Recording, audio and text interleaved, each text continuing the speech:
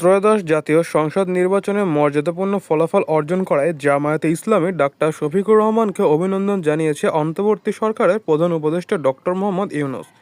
শনিবার 14 ফেব্রুয়ারি এক শুভেচ্ছা বার্তায় জামায়াত আমিরের উদ্দেশ্যে প্রধান উপদেষ্টা বলেন, নির্বাচনে আপনার নেতৃত্বে দলীয় প্রার্থীদের সক্রিয় এবং ব্যাপক অংশগ্রহণ, দৃঢ় প্রতিদ্বন্দ্বিতা এবং পরবর্তীতে নির্বাচনের ফলাফলকে শান্ত ও মর্যাদাপূর্ণভাবে গ্রহণ করায় ধন্যবাদ জানাচ্ছে।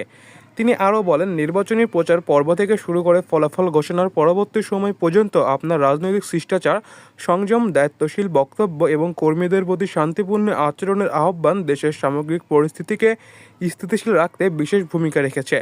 অন্তর্বর্তী সরকারের দায়িত্ব পালনকালে আপনার দল যে গঠনমূলক সমর্থন ও পরামর্শ সহযোগিতা করেছে তার জন্য বিশেষভাবে ধন্যবাদ জানাচ্ছে। বাংলাদেশ আজ গুরুত্বপূর্ণ সময় অতিক্রম করেছে উল্লেখ করে ডক্টর ইউনূস বলেন, বৈশ্বিক অর্থনীতি, প্রযুক্তিগত রূপান্তর, জলবায়ু পরিবর্তন, মানবসম্পদ উন্নয়ন এবং সামাজিক ন্যায় বিচারের প্রশ্নে আমাদের সামনে বহু চ্যালেঞ্জ ও সম্ভাবনা রয়েছে।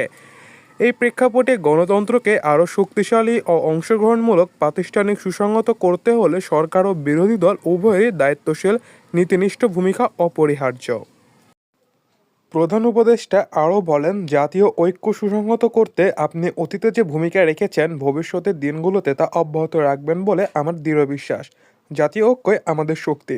তিনি বলেন, আমি মহান আল্লাহ তাআলার কাছে আপনার ব্যক্তিগত সুস্বাস্থ্য, দীর্ঘ ও সার্বিক মঙ্গল কামনা করছি।